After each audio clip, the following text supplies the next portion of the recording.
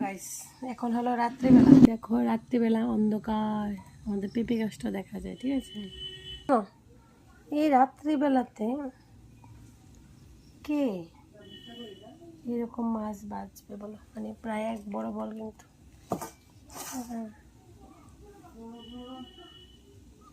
মাছ বাজবে এখানে আছে আবার, ঠিক আছে। সবাই বাজবে না, এখন মাছ বাজতে বসবো।